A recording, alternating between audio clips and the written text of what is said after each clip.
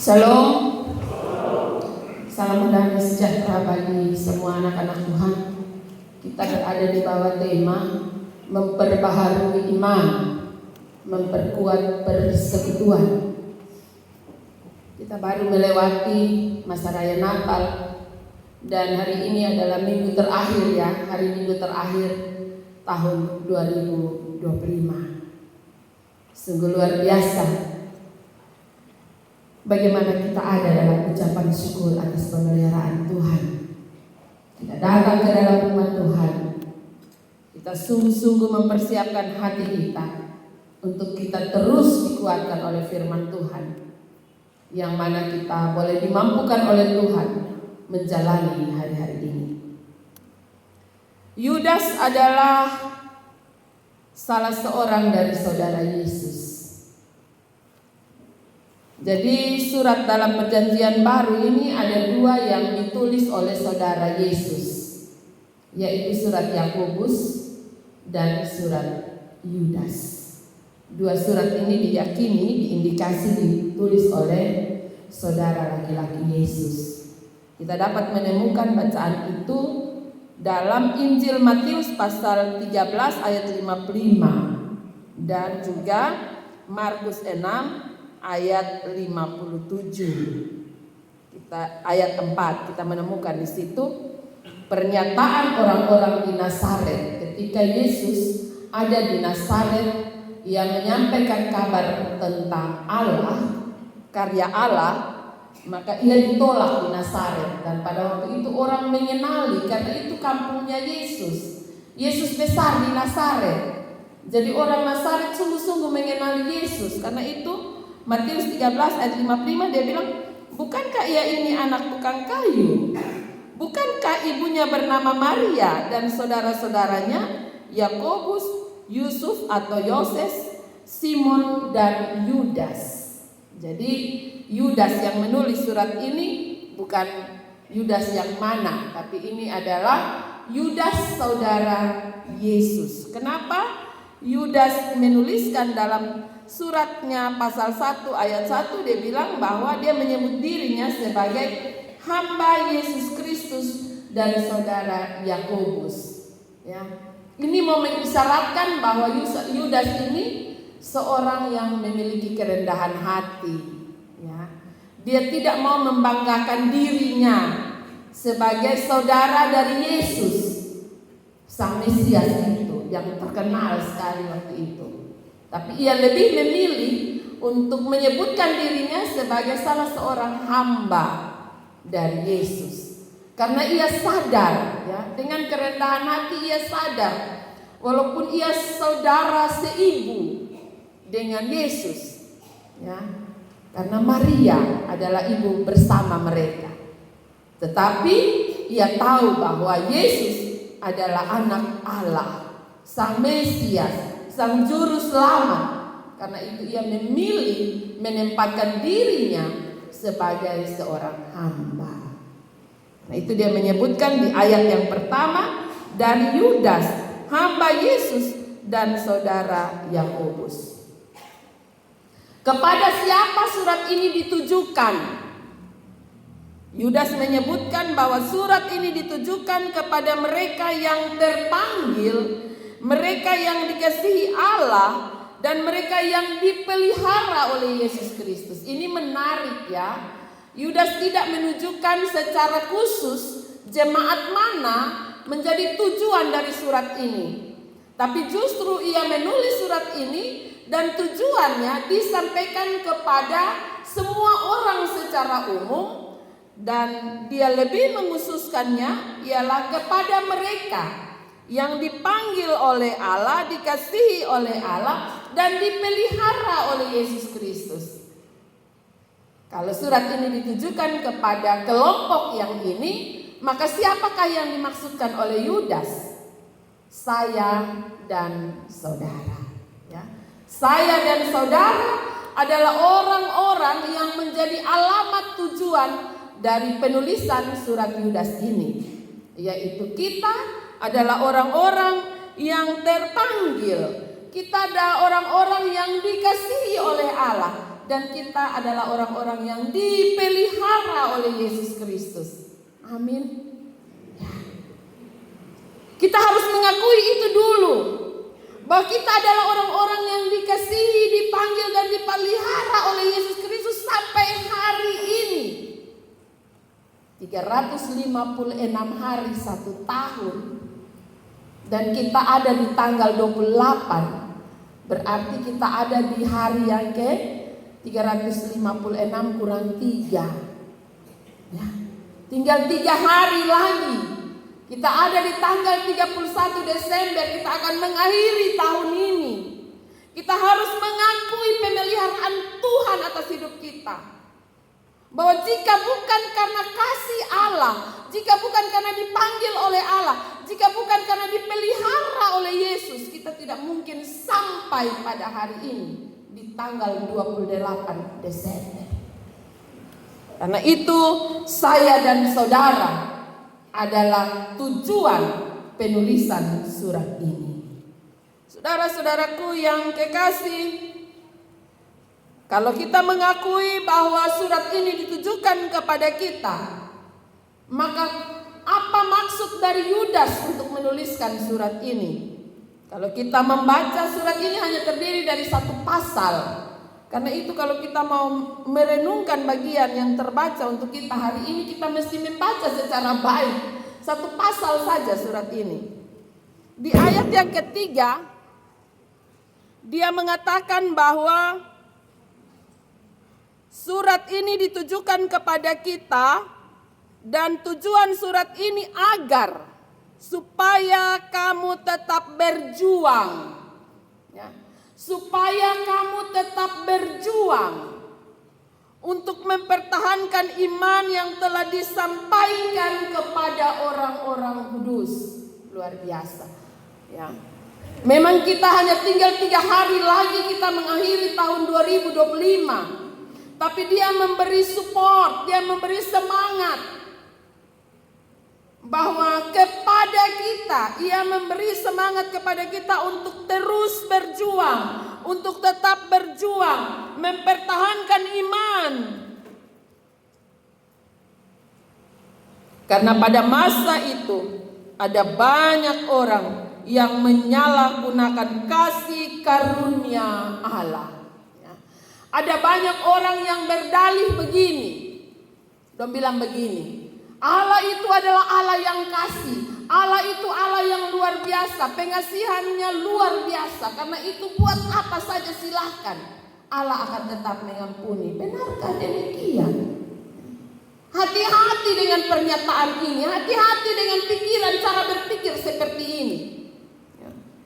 Ayat yang keempat dia bilang, mereka adalah orang-orang fasik yang menyalahgunakan kasih karunia Allah untuk melampiaskan hawa nafsu mereka dan menyangkal satu-satunya penguasa dan Tuhan kita Yesus Kristus.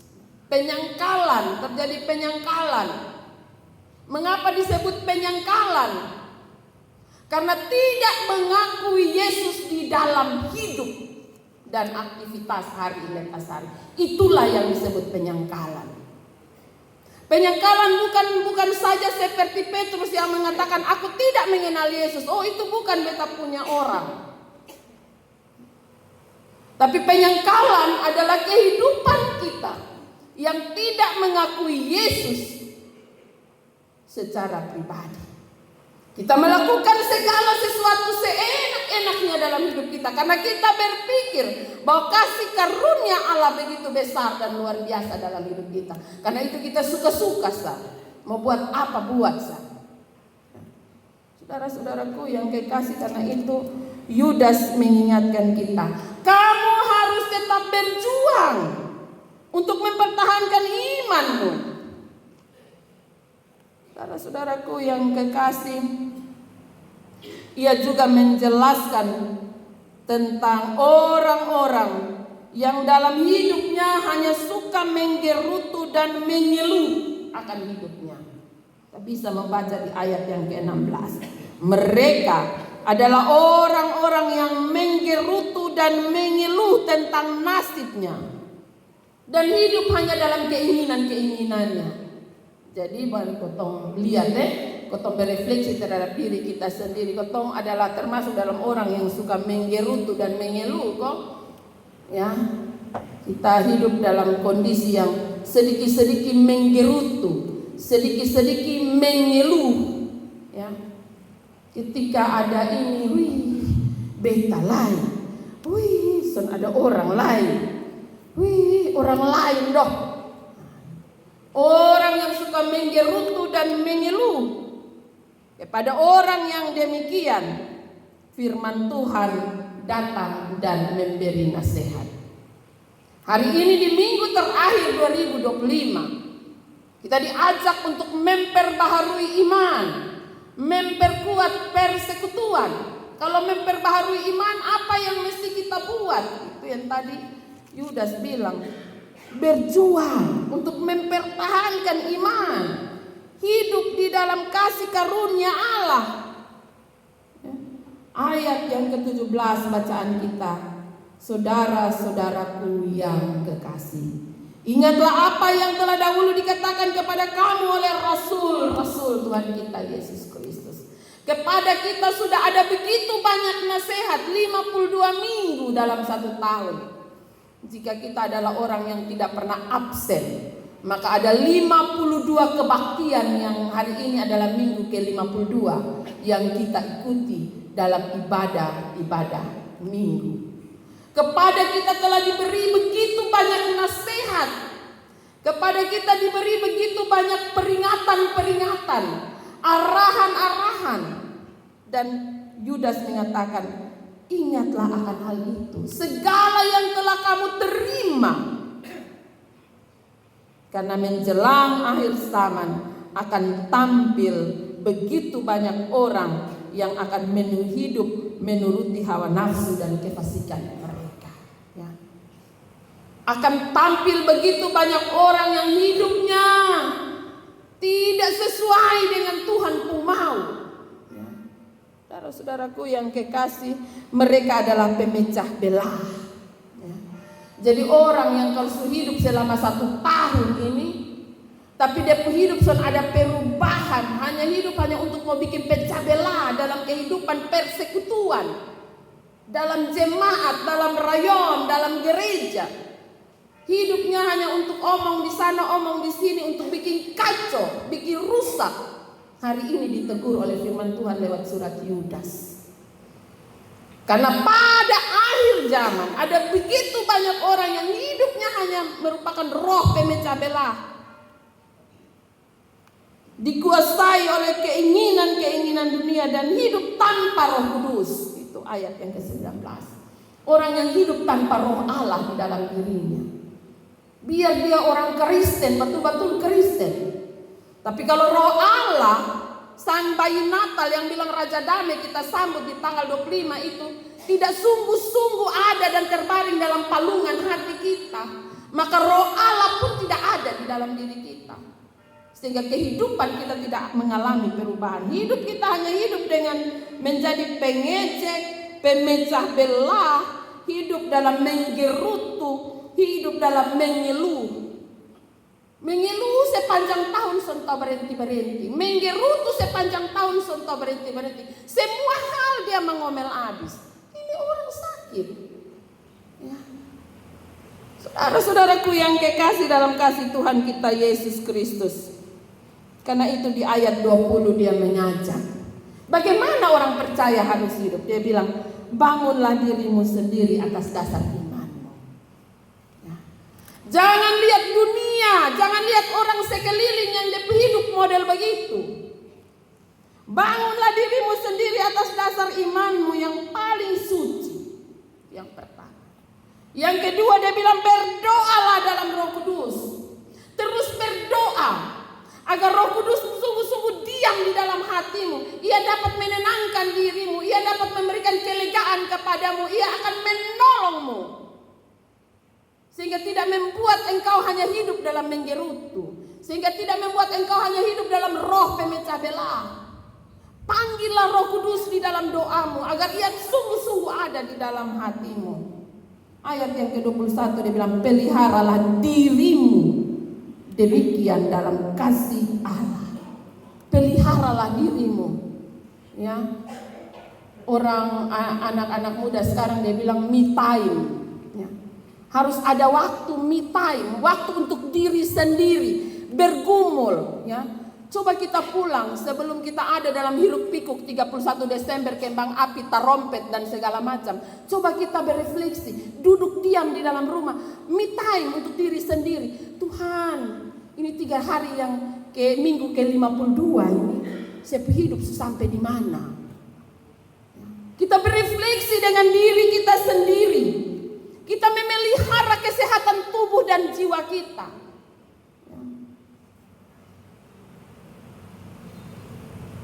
Tunjukkanlah belas kasihan kepada mereka yang ragu-ragu.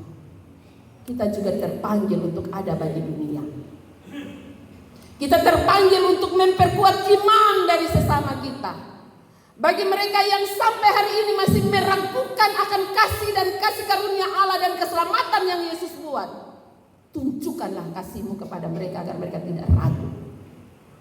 Selamatkanlah mereka dengan jalan merampas mereka dari api, ya, terutama seisi rumah kita, anak-anak kita. Ya. Rampaslah mereka dari api. Kalau kita melihat mereka sudah terlalu jauh, terlalu dalam mengikuti arus dunia, rampas mereka. Tuhan bilang, Yudas bilang, rampas mereka dari api, karena mereka sudah dekat-dekat di api. Ya. Baru-baru ini kejadian di Kefa, ya, TTU itu viral sekali, ya. 2 anak yang membakar pohon Natal.